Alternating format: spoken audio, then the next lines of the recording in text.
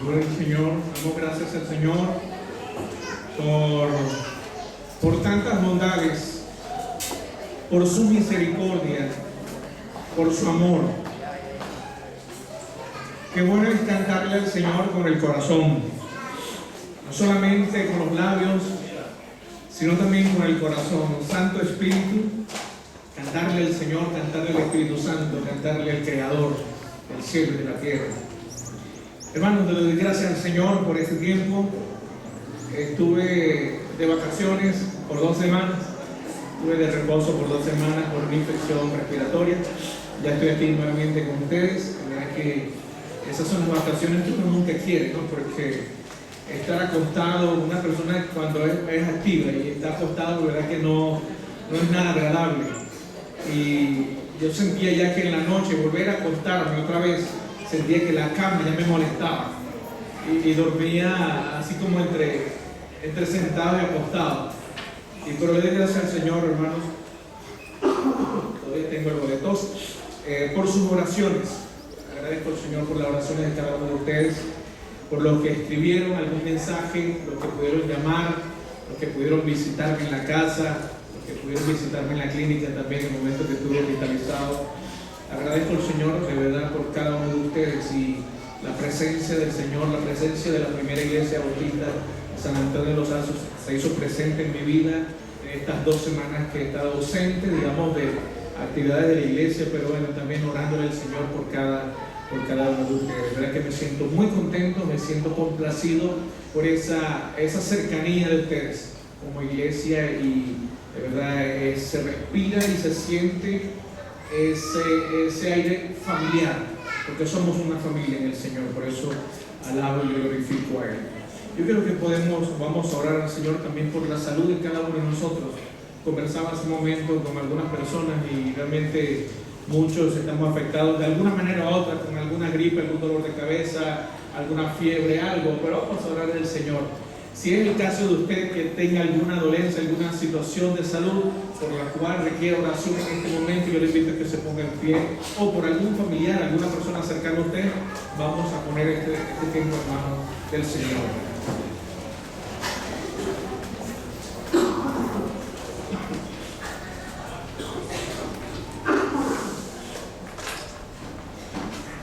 Vamos a orar al Señor. Padre, en el nombre de Jesucristo queremos darte muchas gracias porque tú eres el dueño de la vida, Señor. Eres el creador absoluto de todas las cosas. Gracias, Dios amado, porque nos das la salud, porque permites que vengan a nosotros también diferentes situaciones de enfermedades, de dolencias, de carencias. Gracias, mi Dios amado, porque estamos convencidos que bajo tu control están todas las cosas. A pesar de nosotros, a pesar de las situaciones de la vida, a pesar, Padre amado, de las circunstancias, tú tienes el control de todas las cosas. Por eso, Señor, en este momento queremos rogarte por la salud de todos los que estamos aquí. La salud física, Señor, muy importante, pero también muy importante la salud espiritual. Queremos rogarte, Padre amado, para que tú pases tu mano poderosa por cada una de nuestras dolencias, por cada una, Señor, de nuestras enfermedades, por cada una de nuestras situaciones que podamos tener física y aún espiritual, Dios amado. Gracias porque sabemos que tú estás de nuestro lado para ayudarnos, fortalecernos y guiarnos a todo el mundo. Te lo rogamos en el nombre de Jesús. Amén, Señor. Amén. Pueden tomar asiento, mis hermanos. Dios les bendiga. Seguimos con una serie de sermones que comenzamos hace algún tiempo, hace unos domingos atrás. Ha sido maravilloso poder estudiar las cartas a las 7 iglesias de Apocalipsis. Algunas personas no les gustan que a uno le hable de Apocalipsis, porque ven Apocalipsis como algo de terror, como algo tan feo, que si los cuernos del dragón y la cosa. No se preocupe por cuernos, ni dragones, ni brujas, ni espantos, porque de eso no vamos a hablar. Vamos a hablar lo que el Señor tiene, un mensaje que Dios tiene a las iglesias y también que tiene para nuestras vidas. Hemos titulado esta serie de sermones Lo que el Espíritu dice a las iglesias. En este momento vamos a hablar, aunque yo tuve un lapsus mental en esta semana y me adelanté a una iglesia, correspondía para este tiempo estudiar la iglesia de Pérgamo, pero vamos a hablar de Tiatira y la semana que viene vamos a retroceder un escalón para hablar de la iglesia de Pérgamo. Dicen las matemáticas que el orden de los factores no altera el producto, entonces así que bueno, vamos a hablar de este tema de la iglesia de Tiatira, que está en Apocalipsis capítulo 2 versículos 18 al 29. Vayan buscándolo por favor.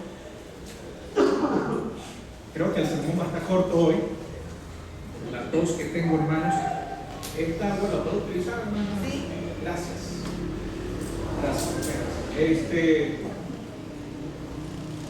Vamos a ver Tiatira. El título del sermón para hoy es Tiatira, una iglesia en peligro. Pero una iglesia en peligro que nos enseña muchas cosas. Por lo menos 4 cosas quiero destacar. ¿De qué aprendemos de esta iglesia de Tiatira? Lo que el Espíritu dice a las iglesias. Tiatira era un pueblo militar, pero era como un centro comercial. Era la ciudad más pequeña y supuestamente la menos importante de las 7 iglesias de Asia Menor. Pero a ella se le escribe la carta más larga. En la historia no tenemos mencionados que los cristianos de Tiatira sufrieron persecución política o religiosa.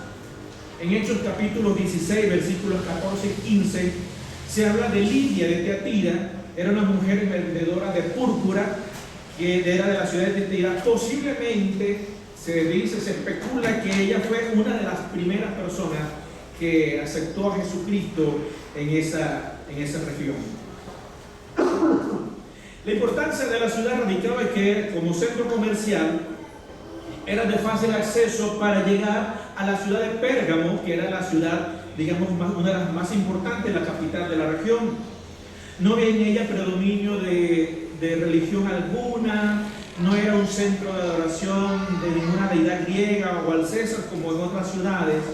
En cuanto a la iglesia, allí se formó, no hay mucha información que dar en cuanto a la iglesia. Algunos han conectado su posible comienzo con algún discípulo de Pablo en esos viajes misioneros. Cuando Pablo hizo algún viaje misionero, dejó algún discípulo allí y formó la iglesia. No hay veracidad de ella. Pero fíjense en algo, que en esta carta se menciona a una mujer. Y no es por ser mujer, sino por la actitud de esta persona. Se nombra a una tal Jezabel. Esta iglesia tenía una situación bien particular. Recibe muy buenos elogios, pero también recibe unas grandes quejas. Así como vemos el patrón que en las 7 iglesias, que ya vamos a estudiar las últimas 4 que quedan, vemos un patrón de Dios elogiando, pero también vemos un patrón de Dios haciendo una fuerte crítica a las iglesias. La iglesia se movía en 2 aguas, entre lo santo y se movía entre lo profano. Por tal condición el Señor le exhorta con urgencia de arrepentirse. Una oración clave en esta carta es el llamado del Señor a que cuando dice: retén lo que tienes. Como dice otras versiones, aférrate a las cosas que has percibido. Vamos a leer Apocalipsis capítulo 2, versículos 18 al 29. Si alguien lo tiene, por favor, que me ayude con la lectura. ¿Alguien lo tiene? Que pueda tener esa lectura. Capítulo 2, versículos 18 al 29. Póngase de pie. Adelante, Gladys. Cualquiera de las dos. Llega la lectura. Gracias. Y escribe el ángel de la iglesia que Tiatira, el Hijo de Dios, el que tiene ojos como llama de fuego y pies semejantes al bronce bruñido.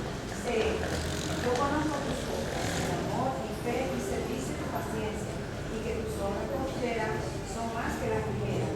Pero tengo unas pocas cosas contra ti, que toleras que esa mujer, Isabel, que se dice profetiza,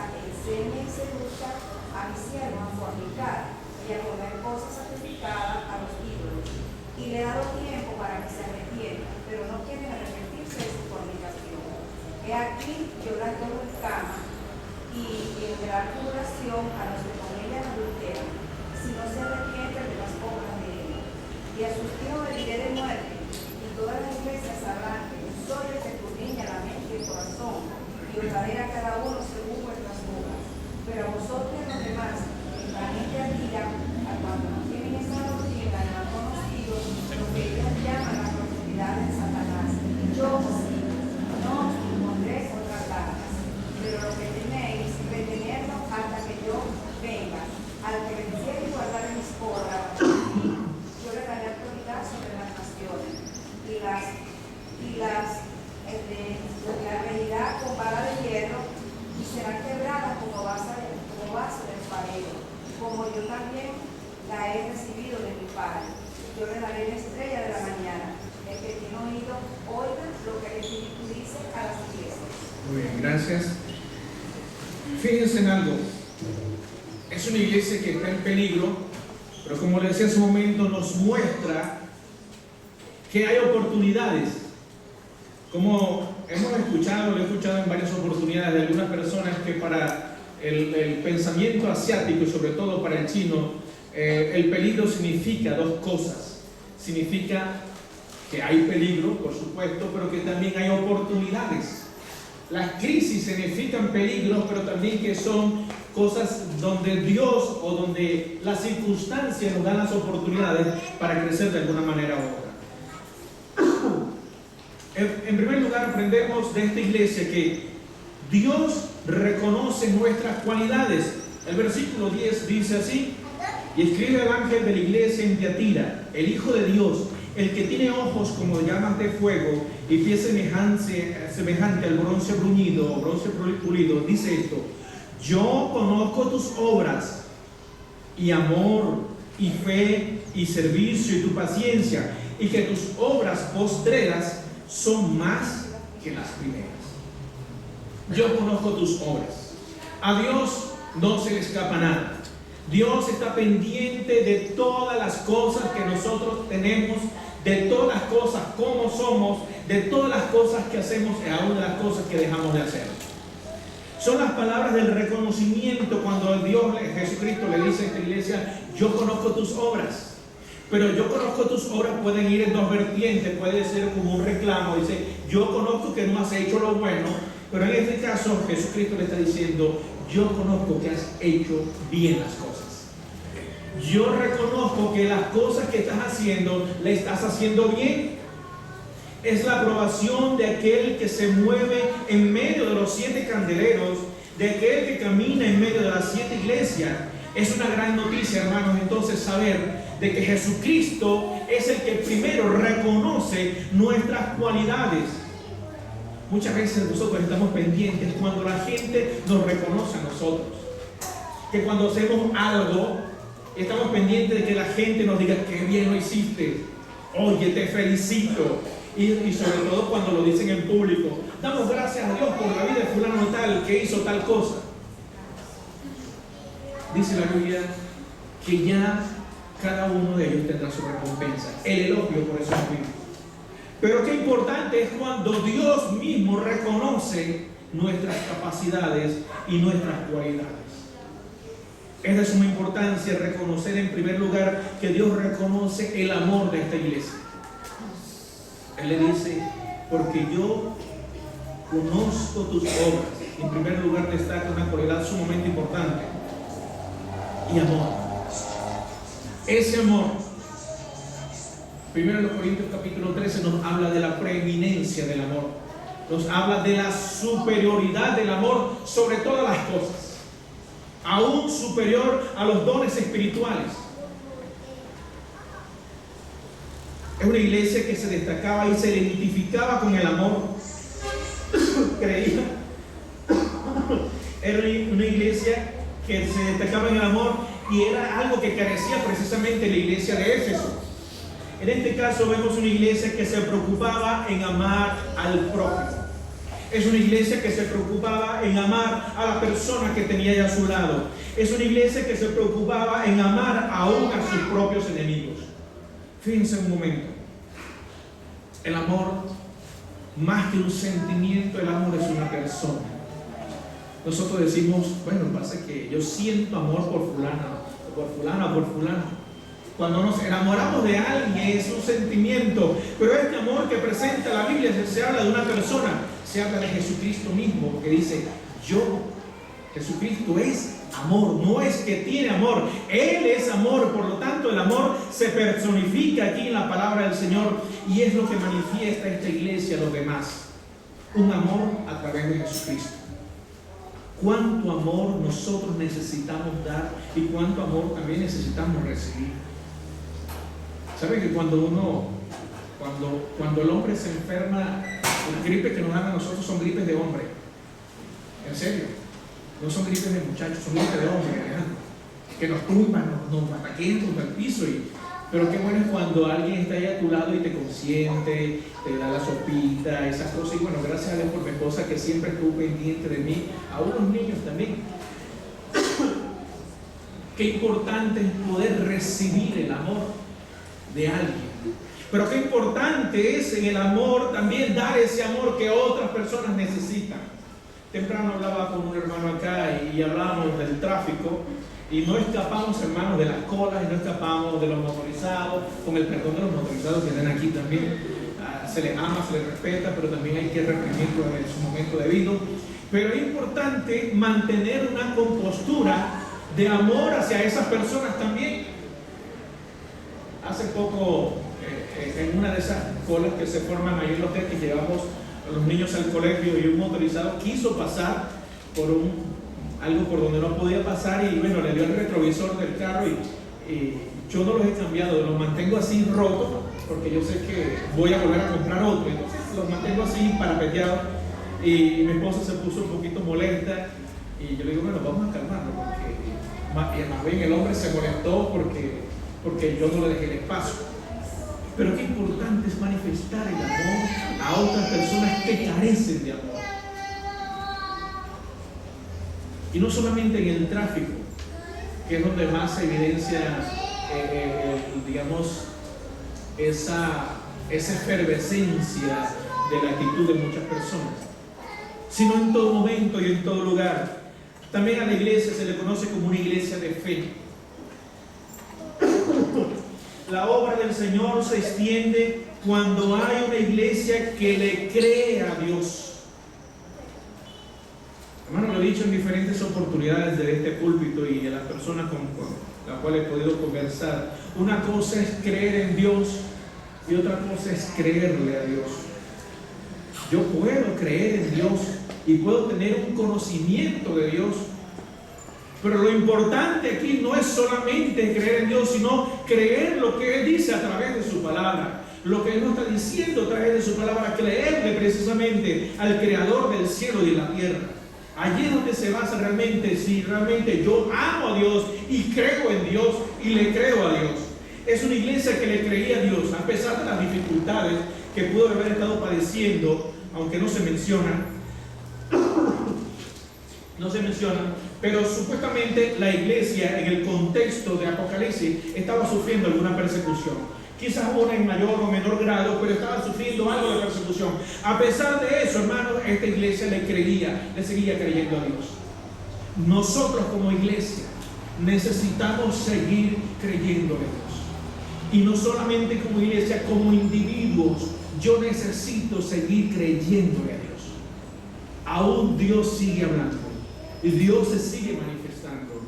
Obviamente no vemos a un Dios como en el Antiguo Testamento, como dice, creo que es en Hebreos, Dios habiendo hablado muchas veces y de muchas maneras en otros tiempos a los padres por los profetas. Dice, en estos postreros días nos ha hablado por el Hijo, a quien constituyó heredero de todo y por quien asimismo hizo el universo. Es decir, que Dios nos sigue hablando a través de su palabra, Dios nos sigue hablando a través de la oración, Dios nos sigue hablando a través de la iglesia, Dios nos sigue hablando a través de las circunstancias y Dios nos sigue hablando a través de su Espíritu Santo. Dios no ha dejado de hablar, solamente que yo debo tener un oído afinado para seguir creyendo a esa palabra que viene a mi vida todos los días. Esta iglesia se destacó por eso. Es una iglesia que se destacó también por el servicio. No solamente era una iglesia que amaba y tenía fe y creía en el Dios, sino una iglesia que manifestaba esos dos elementos a través del servicio. Servían al prójimo, servían a las personas con mayores necesidades. Recordemos allá en Hechos, en capítulo 3, donde la iglesia, cuando comenzó la formación de la iglesia allá en Jerusalén, donde cada uno repartía a cada quien según las necesidades que tenían. Otros vendían sus bienes y vendían sus cosas para darle a otras personas con mayor necesidad. Aquí yo no estoy diciendo, hermano, que usted venda sus cosas para darle a otros, pero si Dios ha puesto en su corazón bendecir a alguien, hermano, no se detenga. No permita que las circunstancias le roben la bendición que usted tiene de servir a otra persona. El trabajo pastoral es un trabajo de vivir por fe. Como iglesia, la iglesia me da mi sueldo y gloria al Señor porque la iglesia tiene la capacidad de sostener a 2 familias pastorales. Hay momentos, hermanos, en que las cosas se ponen oscuras. Hay momentos en cuando decimos, pelamos por la cartera, hermano, y lo que hay es telaraña, porque no hay nada. Pero, hermanos, ténganlo por seguro de que Dios no deja a ninguno de sus hijos avergonzados. Porque Dios es el que provee, porque Dios utiliza a su misma iglesia para bendecir a los que están adentro y aún a los que están allá afuera. Hermanos, y es una gran bendición. Es una gran bendición poder servir a otras personas. Hermanos,